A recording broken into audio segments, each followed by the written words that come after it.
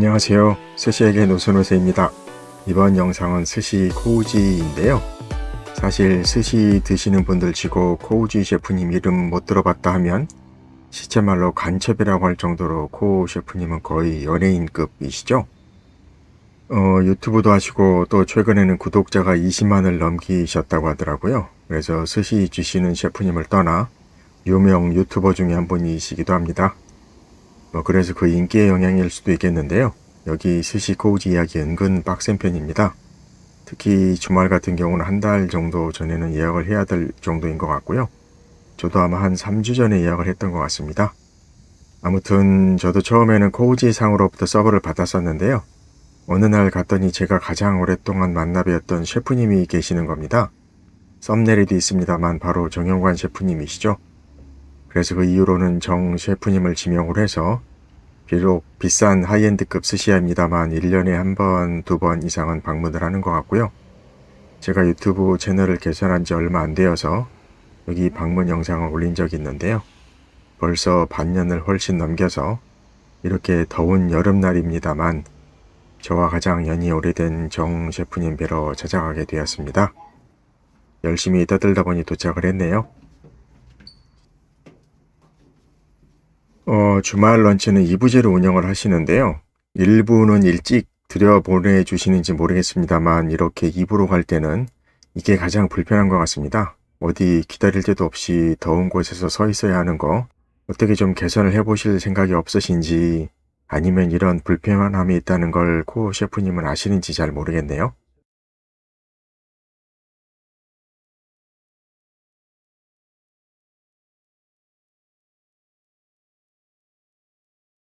차가운 구리잔에 나오는 산토리생 15,000원이고요.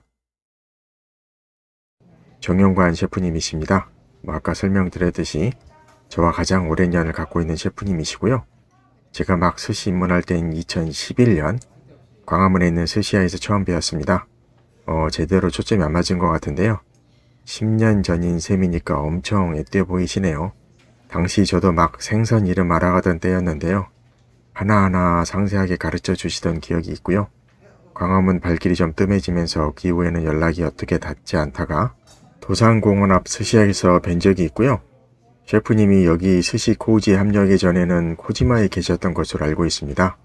다른 비슷한 연배의 셰프님들이나 더 젊으신 셰프님들도 다들 본인의 업장을 오픈하시는데요. 정 셰프님은 언제 오픈하시려나 싶습니다만 그 전까지는 이렇게 코우지에서 배워야 될 것 같고요. 영상에서 계속 보입니다만 코 셰프님도 저 뒤편에서 총 6명 서브를 맡고 있으셨고요. 이날 정 셰프님은 4명 서브를 담당하셨습니다. 런치 오마카세 11만원 시작합니다. 요즘 하이엔드급으로는 가격이 낮은 편이죠. 더 비싼 데들이 더 많아서 말이죠. 시작은 차오무시입니다. 더운 여름에는 조금 차가운 것으로 시작하는 곳들이 은근히 있는데요. 다른 날에도 이렇게 뜨거운 차오무시로 시작하시는지는 모르겠습니다만 아무튼 위에는 황금 팽이버섯의 앙소스 그리고 팬 프라이한 듯한 생선살도 얹어져 있었습니다. 그런데 계란이 엄청 뜨겁더라고요. 자칫하면 입천장 데일 정도로 정말 뜨거웠고요. 조심해서 시켜서 먹었습니다. 계란 양은 보통이었던 것 같고요. 서브 시작부터 두 셰프님들 모두 네타 손질에 여념이 없으셨고요.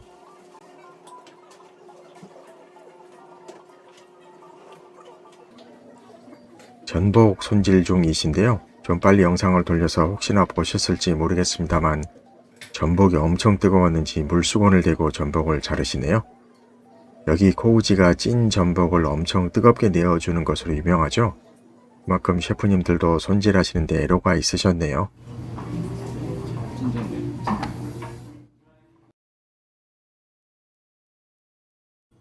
전복 사이즈는 그렇게 커 보이지는 않았고요. 엄청 뜨겁게 서브가 되었는데 그 사이 조금 식긴 했어도 역시나 다른 곳들 대비 확실히 뜨겁게 서브가 되었습니다. 씹는 식감이 좀 있는 쪄내기이고요. 예전에는 이상하게 전복을 튀겨서 또 김가루를 깔아주셔서 다소 좀 당황했던 적이 있는데요. 이렇게 다시 정상으로 돌아와서 다행입니다. 내장 소스는 조금만 나게 드시면 제가 밥을 드릴 테니까 또 놔두면 더 맛있습니다.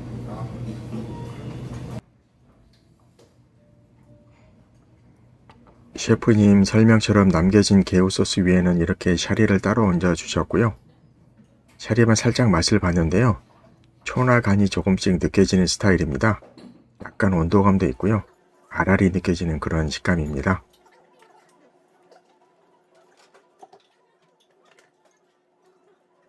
게우 소스는 엄청 진하더라고요. 별도로 생크림 같은 것은 안 들어간 것 같습니다. 강어도 이제 좀 살이 빨리 차더라고요.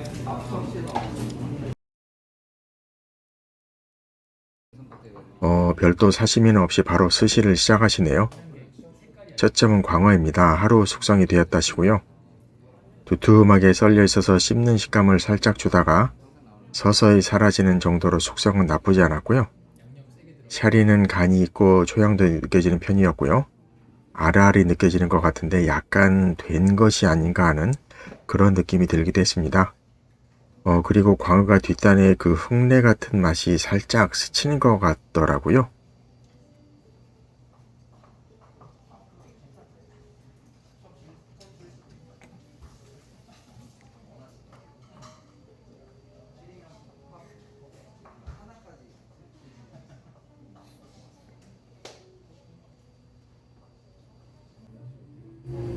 참도.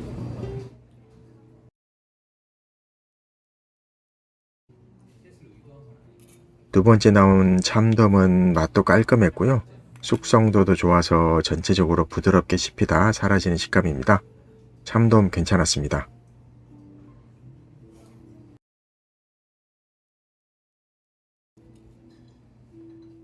슈토로는 무난했습니다.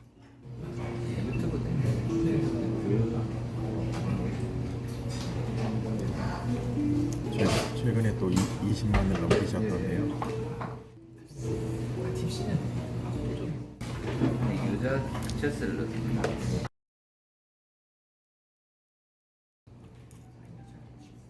한치는 두툼한 편이었고요.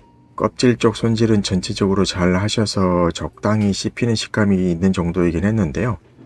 다 씹어갈 때쯤 살짝 껍질이 입안에 남는 것 같은 느낌이 들기도 했습니다.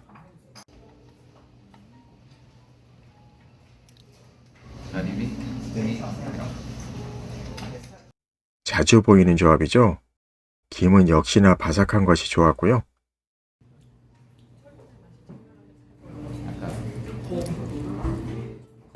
아까는 괜찮았어요. 철분의 맛이 장렬해요.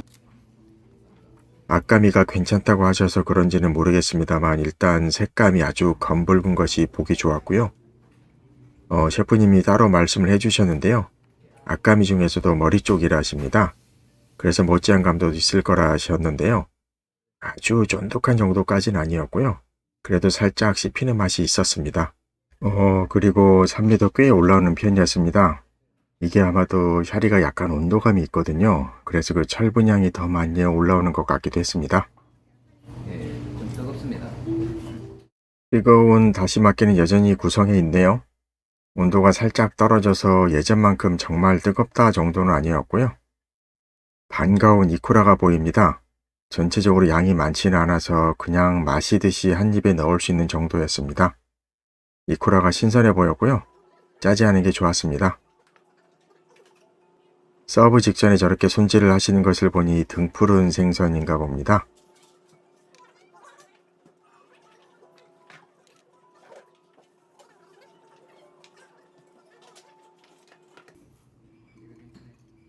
손질이 끝나서 스시 쥐시려는 것 같고요.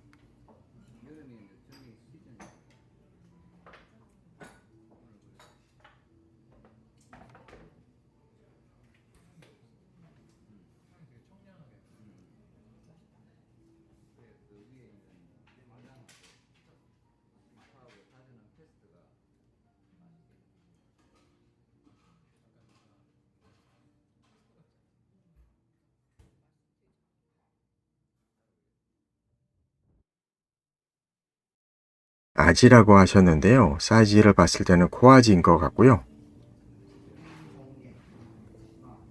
꽤 부드러운 편에 비린맛은 거의 없었고 뒷단에 고소한 감칠맛이 올라오는 게 아직 참 맛있다라는 생각이 절로 드는 피스였습니다. 사실 뒤에 청어가 역대급이어서 바로 발리긴 했는데요. 그 청어가 아니었으면 이 아지가 원픽으로 꼽힐 정도였습니다. 젊은이 저기 심화진 아브리도 했고 또 마늘간장까지 발라져서 나왔습니다. 사실 심화지는 별도 조리나 조미가 없이 개체 그대로로도 충분히 맛있는 생선인데요. 일단 맛 자체가 아주 이상할 정도는 아니었는데요. 심화지에 이렇게 이것저것 시도를 한 것을 보면 오히려 뭔가 조금 의심을 할 수밖에 없었습니다. 일단 그 사실을 떠나서 무엇보다도 이 마늘향이 약하긴 했어도 계속 입안에 남는 것 같더라고요. 그래서 그 다음 피스들에도 뭔가 약하게 이 마늘향이 그 본연의 맛을 방해하는 것 같았습니다. 이건 조금 아쉬웠던 조리법이었고요. 이것도 예전에 맛을 봤던 요리인데요. 바다장어를 갈아서 두부와 섞은 것이고요. 카이센동을 만드시나 봅니다.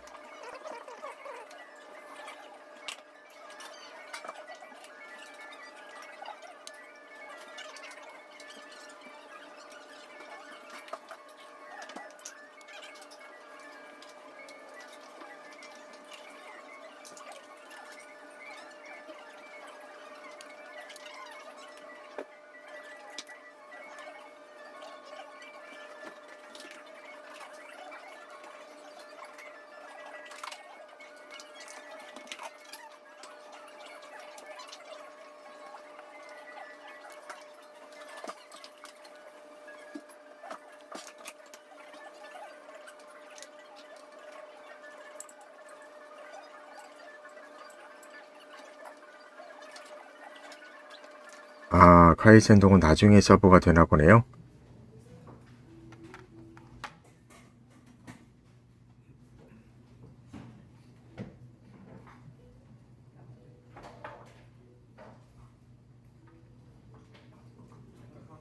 해수운인 것 같습니다.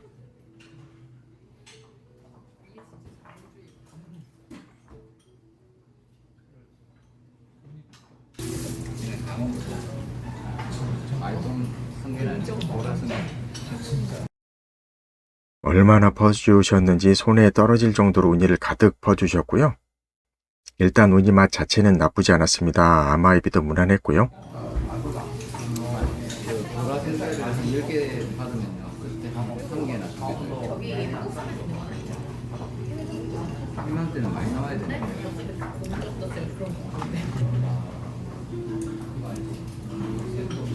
아쉬워요. 이맘때 그게 안 나오더라고요. 이거 또 하나 배우네요.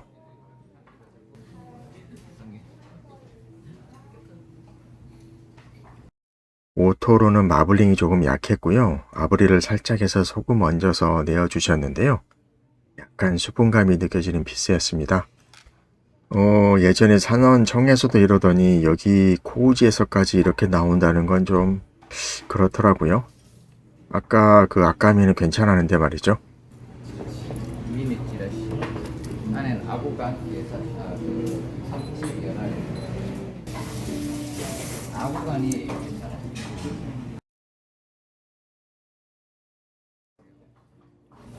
맛있는 김에다가 셰프님께서 내용물 설명을 해주셨는데요. 일단 제가 좋아하는 이코라도 가득한 게 마음에 들었고요. 밑에 흰살 생선도 깔려 있었더라고요.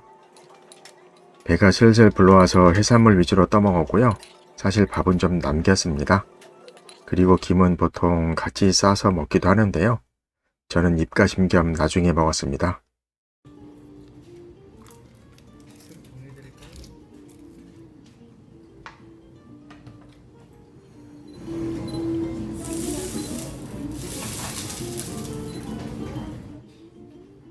고등어가 기름기가 꽉 찬 게 아니라서 연기만 가득했네요. 기름이 차면 원래 이렇게 불까지 오르기도 하거든요.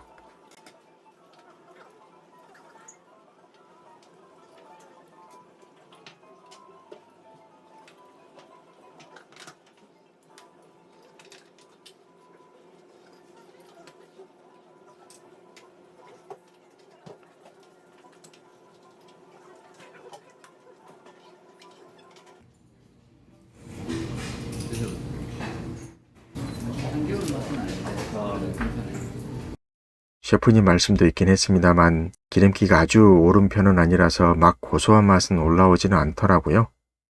대신 심해가 적당하게 되어서 약간 신 듯해도 전체적으로 무난한 심해 사바였고요. 오늘의 그거는 이 계절에 제일 맛있는 건 청어예요. 청어요? 고등어는 계절은 아닌데 나쁘지 않게 기름이 찬 거고 청어는 지금 계절에 베스트 전갱이 전갱이가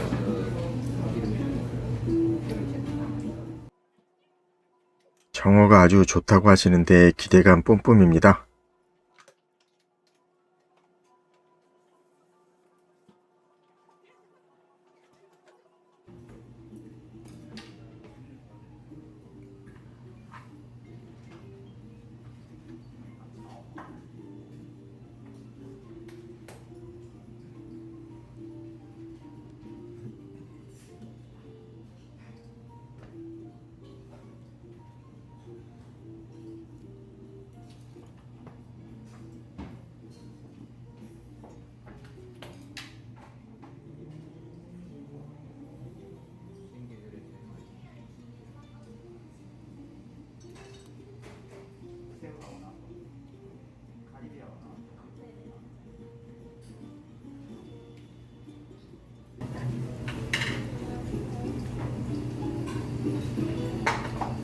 꽤 오랜 시간 손질부터 스시로까지 시간이 제법 걸렸는데요. 드디어 청어가 나왔습니다.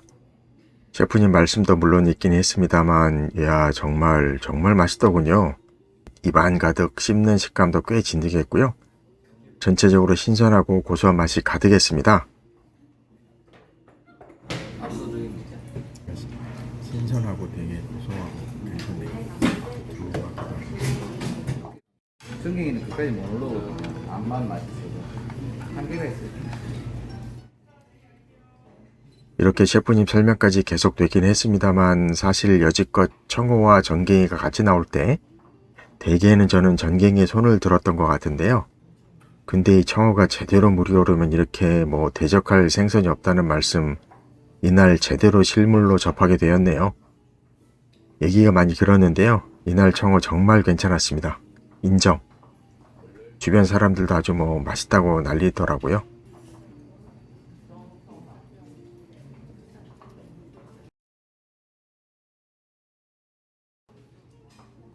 장어는 많이 짜지도 않았고 약간 씹히는 식감을 주게 내어주신 것도 좋았습니다. 후토 맞게는 서브 전부터 말아진 녀석을 서브해 주셨고요. 수분감이 충분해서 목이 메이진 않았습니다. 교코는 진득하고 탱글탱글한 스타일이었고요. 술안 올라간 면 요리가 나왔는데요. 면은 이난이 어려워. 면은 많지 않았고요. 배가 이미 많이 부른 상태라 노른자만 떠먹었습니다. 너무 배가 불러서 SOS를 쳤습니다. 몸에봇이 따로 챙겨주셨고요. 시원하고 깔끔하게 이날의 식사가 마무리되었습니다. 스시 코우지 정리해보겠습니다. 전체적인 내용은 지난번 정리했던 것과 거의 동일하고요. 사실 코 셰프님 인기가 갈수록 올라가서 몇 가지 살짝 아쉬운 부분들이 보이긴 합니다만 하이엔드급으로는 가장 대중적인 곳이 아닐까 싶고요. 보니까 이날 별도로 기념일이신 분들이 없었던 것 같은데요. 기념일 이벤트가 있으니 방문하시는 날 가까이에 뭐라도 있으시면 셰프님께 말씀을 드려보시면 좋겠습니다. 이미 앞단에서 설명을 드렸습니다만 코우지의 가격보다 저렴하면서도 만족도가 높은 곳들이 솔직히 여기저기 많습니다.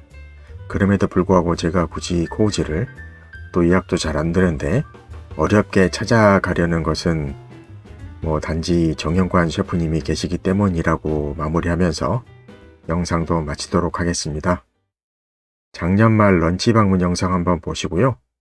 그때보다는 그래도 이번 방문이 더 만족도가 높아서 적어도 나쁘게 변하진 않았다는 거 그나마 다행이라는 생각이 들고요.